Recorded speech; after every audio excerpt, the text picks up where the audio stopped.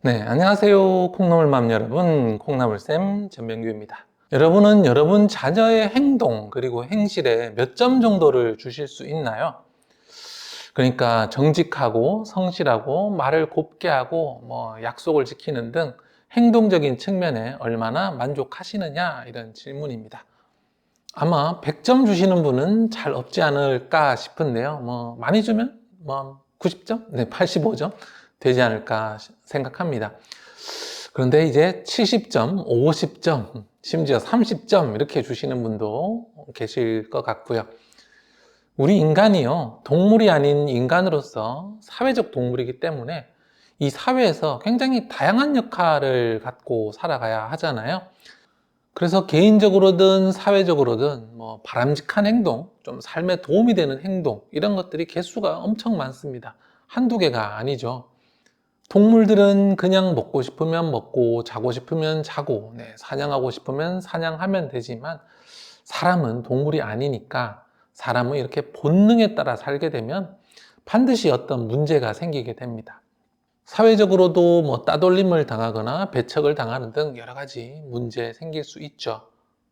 예를 들어서 음식을 골고루 먹지 않는다라고 하면 건강에 문제가 생길 거고요. 또 말을 가려서 하지 않는다. 그냥 하고 싶은 말, 아무 말이나 막 한다. 라고 하면 또 사람 사이에 적이 생길 수도 있겠습니다. 또 따돌림을 당할 수도 있고요.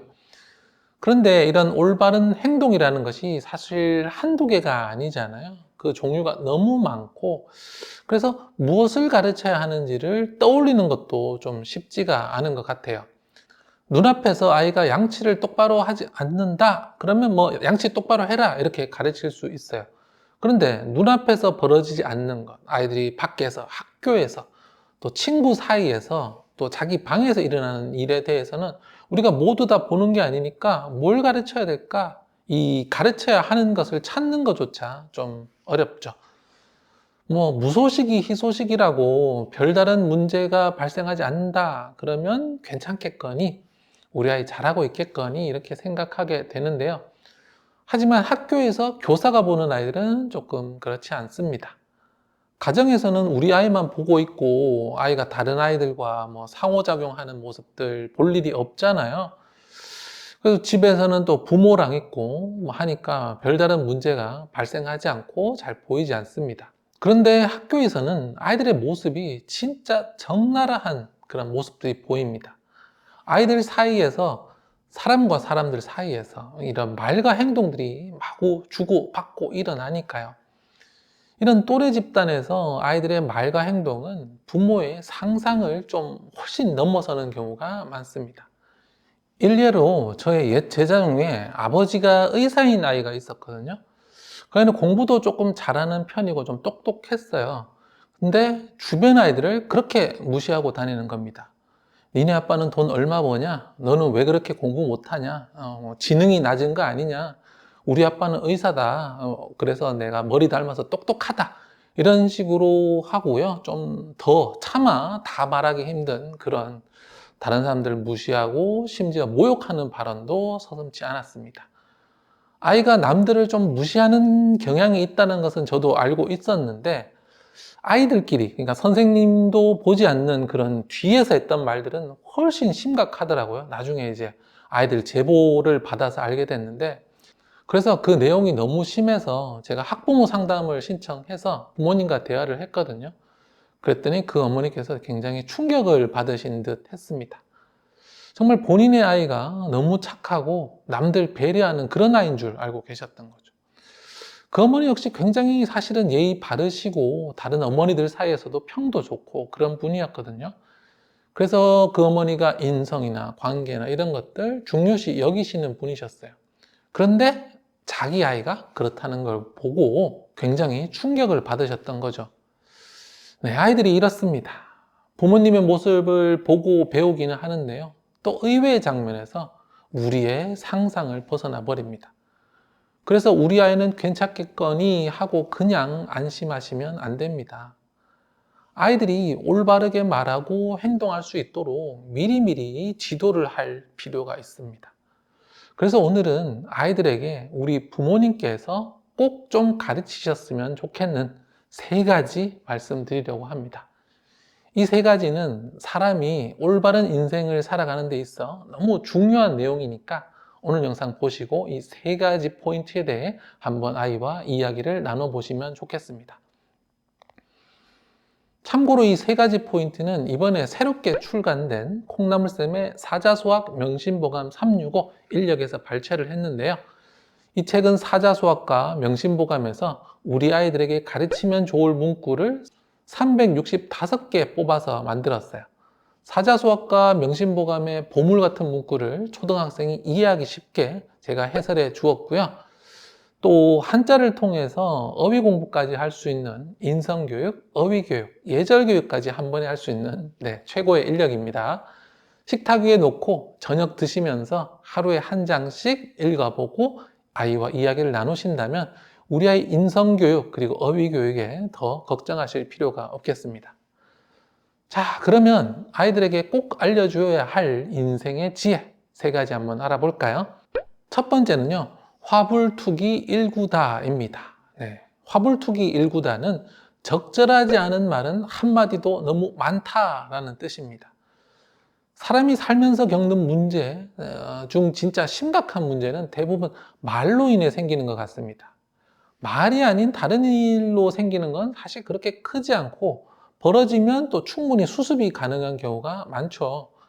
하지만 이 사람이 말을 잘못하면 정말 돌이킬 수 없는 너무 큰 일들이 벌어지고는 하는데요. 아이들이 말의 중요성을 모르는 경우가 참 많아요. 앞에서 말씀드렸던 그 아버지가 의사인 그 아이도 마찬가지죠. 쓸모없는 말을 함으로써 주변 사람들에게 상처를 주고 적을 만들지 않았습니까? 그런데 이렇게 잘못된 말을 하는 아이들이 적지 않아요. 옳고 그름, 다른 이에 대한 배려가 없는 자기 중심적인 사고를 많이 할 때라 그렇습니다. 그래서 이 시기에 자신이 뱉은 말의 의미와 무게에 대해 계속 생각해 볼 필요가 있습니다. 말은 한다고 다 말이 아니다. 잘못된 말을 한다는 것은 때로는 엄청난 짐, 엄청난 문제가 되어 돌아오기도 한다는 사실 꼭 알려주시기 바랍니다. 그래서 이 문구를 통해서 말의 중요성을 배우고 필요한 말과 필요하지 않은 말, 해도 되는 말과 하면 안 되는 말에 대해서 함께 생각해 보셨으면 좋겠습니다. 아이들에게 꼭 알려주어야 할 인생의 지혜 2번째는요, 바로 불경일사 부장일지입니다. 불경일사 부장일지는 하나의 일을 경험하지 않으면 하나의 지혜가 자라지 않는다라는 뜻입니다. 이 경구가 무엇에 대해 이야기를 하는지 아시겠죠? 바로 경험의 중요성에 대해 이야기를 하는데요. 경험을 통해서 많은 것을 배울 수 있으니까 많은 경험을 해보라 라는 그런 이야기입니다. 그런데요, 단순히 경험을 많이 해보라는 의미, 그 이상의 의미가 있습니다. 제가 이 콩나물쌤의 사자수학 명심보감 365에 써둔 해설을 한번 보실까요? 사람의 지혜는 경험을 통해 쌓여갑니다. 어떤 일을 경험해보고 나면 그 일에 대한 자기만의 생각이 생기겠죠. 좋은 일을 겪으면 좋은 일을 겪은 대로, 나쁜 일을 겪으면 나쁜 일을 겪은 대로 뭔가를 배울 수 있습니다. 제가 포인트를 둔 것은 나쁜 일을 겪을 때도 우리는 배울 수 있다는 겁니다.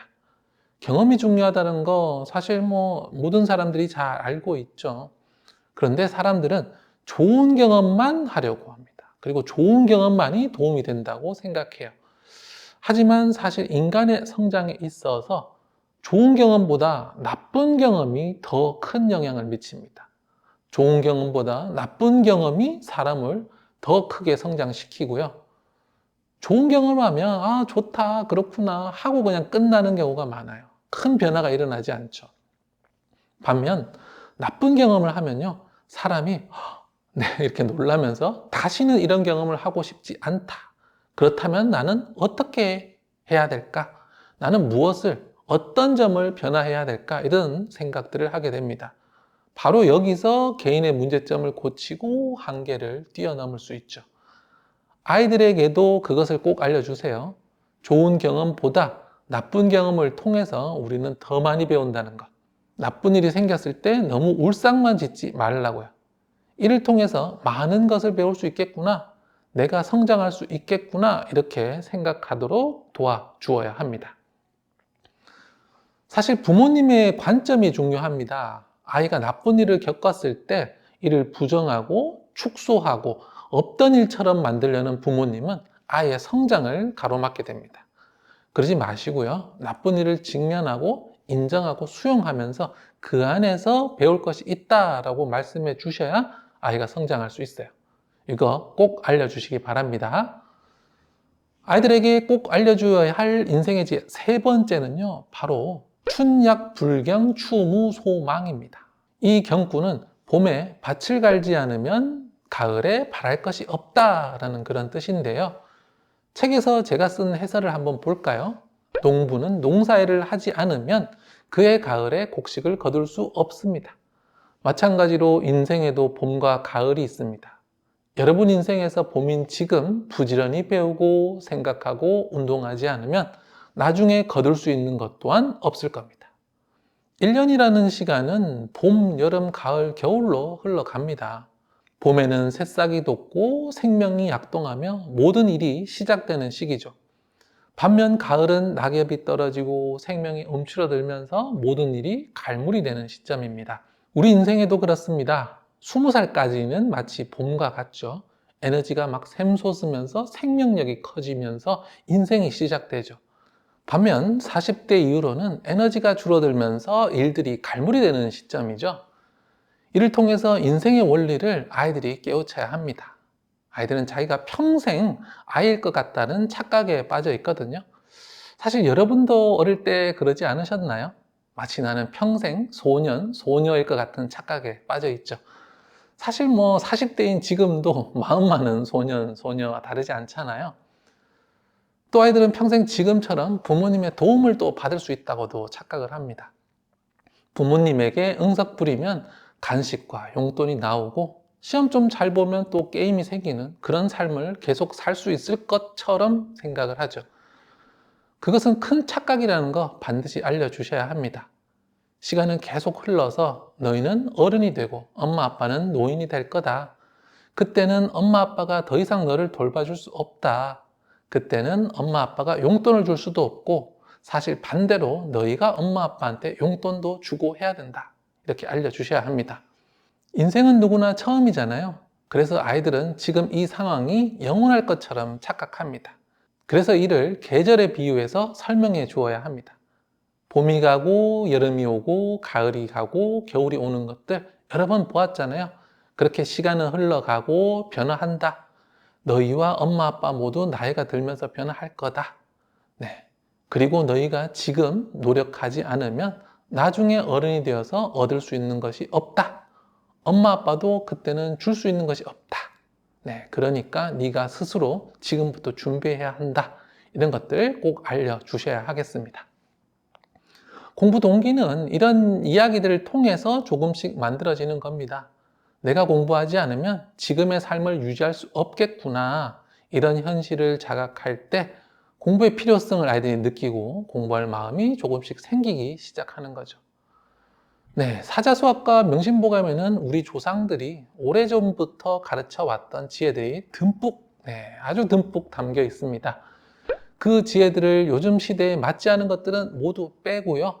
12달에 맞게 12개 주제로 나누어서 이 책에 담아 두었으니까 마련하셔서 매일 하루 한 장씩 아이와 함께 인생의 지혜를 나누어 보시면 어떨까 합니다. 네, 늘 우리 아이를 가장 먼저 생각하는 대한민국 모든 부모님을 저 콩나물쌤이 응원합니다.